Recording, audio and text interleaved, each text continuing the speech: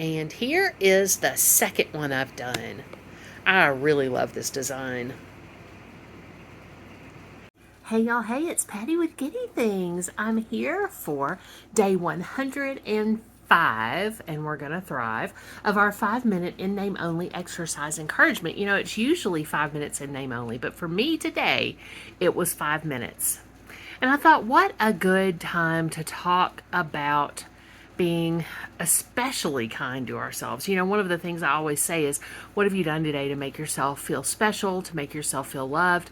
Well, what I did today was I just did 5 minutes of indoor walking because I have had symptoms crop up from my Friday Zepbound injection. At this point, it's a Sunday for me. And so Friday, Saturday, Sunday, I have had some significant side effects. I'm going to explore those a little bit more and troubleshoot those a little bit more. But this is something that I've been using Zepbound for a couple of years. It has never really subsided for me. I have lost 81 pounds, which is phenomenal, and there's so many benefits to that. I just can't even enumerate them. But what's the thing I want to say? The cost of a couple of days at least of feeling really icky is kind of high. Got a little hair back here. And so today I was, chills, whatever else. And so I was just like, you know what? I'm going to be kind to myself, like I'm always telling other people to do. But I am going to get up and move. And so I did, 5 minutes of the combined muscle group movement. So I was walking, I was doing some upper body things. But that was all I had in me today, and that's okay. I think one of the things that's super easy to do, especially, and I haven't talked about this very much, but I do have pretty significant obsessive compulsive disorder. That was an onset from when I was 8 years old. I think I'm going to talk about that in the podcast that's coming up as we get our studio set up to do our podcast, which will be called Eat You a Banana, Tales from My Family. Eat You a Banana. Let me say that more slowly. Tales from My Family. And we'll have full disclosure there about why it's called that and that sort of thing. But I did have, when I was 8, an onset of some pretty significant obsessive compulsive disorder. If you want to learn about the kind that I dealt with, one of the great books you can look at, it's a big book and it's an academic book. And some people don't really like those sorts of tomes, shall we say, but it is by Stoppard, I think, yeah, and it's called The Boy Who Couldn't Stop Washing, not watching, the boy who, that's something for screen time now, isn't it? But The Boy Who Couldn't Stop Washing, and it is something that was watershed for me and my journey. There's plenty of other things, and OCD is in the news a lot and stuff, and it has been for years. But when I was a kid and growing up, it really wasn't something that people dealt with very well. I went to LSU Medical Center because, I'm from Louisiana, and got a lot of really fantastic help for that at the front end of some of that research. And so that was fantastic. Got to try some medication early on as part of a clinical trial. Again, more of that on the podcast. But the reason I bring up the OCD here is sometimes the OCD, a lot of times it's insidious, but sometimes it's obsessing with good things, because I can get obsessed with consistency, for example. So being consistent is crucial. We'll see that everywhere about how consistency is pretty much 90% of our struggles. I tell my students, my college students, a lot, showing up and participating consistently in class, doing assignments consistently, no matter whether or not, you're knocking things out of the ballpark, but just consistent practice, perseverance, stamina, grit. Those are things that will get you where you need to go if you just stay the course. And that is wonderful advice. I think I've gotten it from people. I give that advice to people. But sometimes, especially if you even just have an obsessive type of personality or an overachieving personality, even if it's not OCD, you can get obsessed with routines and think that there's something magical about those routines, right? That there's something, that's going to go wrong if you don't keep those routines up. I don't want to get too much into details because I don't want to trigger anyone who does have obsessive compulsive disorder, as I do, to think about it too much, right? But I've had years and years of therapy, and I encourage you, I am not a healthcare provider. I am a sociologist, I am an English scholar, but I am not a psychiatrist, a psychologist, a medical doctor of any kind. So if you think that you are dealing with OCD, go look at some of the measurements around that to see if that's what's going on with you, you think, and then go to the appropriate healthcare provider to get diagnosed with that. Like I said, for me, it's been going on since I was about 8 years old. So that's something that was important to me today to communicate, because the 5 minutes today, I got up and I did at least 5 minutes, and that was what we encouraged each other to do. And I thought, today I'm not going to fall into any magical thinking about the power that the consistent routine has. I will do what I can as I can, but I will do it every day. And that's the consistency part. Now, if there's a day where I can't, what will I do? Let's see. I won't do it.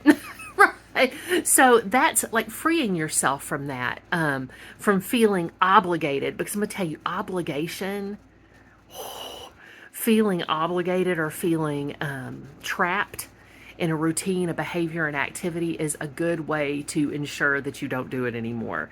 And it can build up to this place where you're just like, okay, everything's fine, everything, and it's really not. And then all of a sudden you feel trapped, you feel isolated, you feel almost, to be honest, put upon by something that was supposed to be helping you. So sometimes you do need a break, right? Nothing out there says we have to exercise every day. Now, one of the things I want to say about this, and this is something darling Linda has brought up in the past, is consistency for me is crucial. It's a double-edged deal because it's crucial. Because if I stop, it's easy for me to forget or to get lax or to make excuses. But on the other side of that, I have to make sure that I'm not obsessing about it or making it some kind of magical routine that's going to affect things it can't help, right? Or it can't possibly affect in a rational state of mind and not one driven by my OCD. So that's for me. It might be totally different for you. You might have a different set of needs or drives or desires or goals, and that's absolutely fine. This is just, for me, and maybe it'll help some people too who are watching. I wanted to actually end with a story with a therapist at one point, and this was something, and this speaks to the OCD, and this was just such a watershed moment for me. It's something so simple.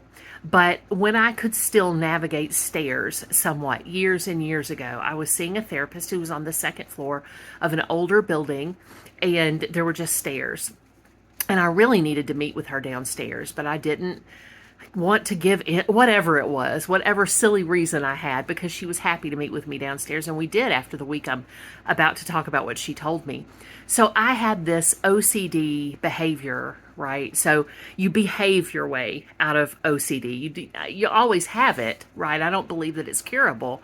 Some people do, and that's okay for them. I don't really, that hasn't been my experience. I don't know what their experience has been. But I was getting ready to, go down these stairs, and it was easy for me to pass off going down the stairs after her, because I could pawn it off on being delight. Being a delight. I am a delight. Being polite, or I could put it onto, it takes me longer to get down the stairs. So usually I do invite people to go down first, even if it's not connected to an obsession or a compulsive behavior. And so one of the things that I did, and most of my compulsive behaviors are around keeping people safe, right? So I invited, well, she had noticed, she's a bright lady, and she had noticed that I did this every time, and she decided to test me to see if it was an OCD related behavior. So she said, no, you go first. I said, no, you please get. It was. It totally was. I felt like I could protect her if she went down the stairs in front of me, right? Like if I saw her about to trip, I could grab her, but it wasn't even that rational. It was some irrational, magical thinking belief. If you don't know a lot about OCD, go look up magical thinking or irrational thinking with OCD. So I went, want you to go down first. It takes me longer. I went to my second thing, which was both of these things are true. I want to be polite and I wanted to give other people an opportunity to get down the stairs before me so that they wouldn't have to wait behind me. But part of it was also because I felt some magical way that I could protect her if she went down the stairs ahead of me. And so finally she talked to me and talked to me until she got me to admit to the behavior. And it was hard because I was constantly admitting to obsessive compulsive behaviors with her. And I was like, man, I just want a few to keep to myself. Does it have to be in every corner of my? Yeah, it did have to be in every corner of my life to do this work, to become, to manage the OCD behaviors. And I'm very grateful for that. And I've worked that cognitive behavioral therapy for years and it's been wonderful. It's hard, but it's been wonderful. So she finally got me to go, yeah, it's because I think I can protect you in some magical, not practical way if you go down first. It's a routine. See what I'm saying? It's something I've gotten used to attaching to other people's safety and taking care of people. And she looked at me and said, you know what, Patty? I need to carry you around with me all day long. That's something we say a lot in the South. Let me carry you to the store. Let me carry you somewhere. I need to carry you around with me all day long if you're that powerful.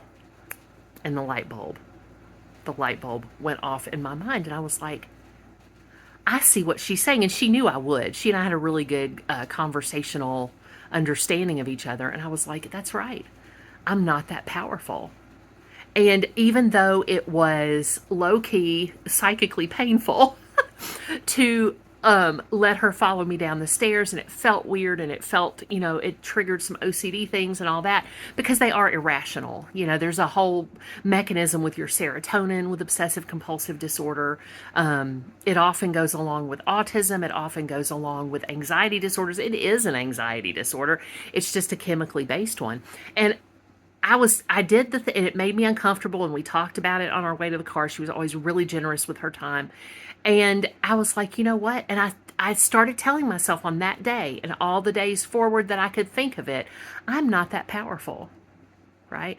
I'm not going to undo or fix any of the issues that I have with one day of exercise, one day of anything, approaching something the same way every day. Like I got stuck on the peddler for a while is the reason I'm using variety, but that ended up helping because on days when I don't feel as well, I have gentler things that I can do. So I hope all of that helped. I thought I'd take some extra time today to drill down and get specific. What are you doing today to be good to you, to make yourself feel special and to know for sure how loved you are? I certainly love you, and I hope you'll go with me in peace and love to serve others. And please do pray for Ukraine.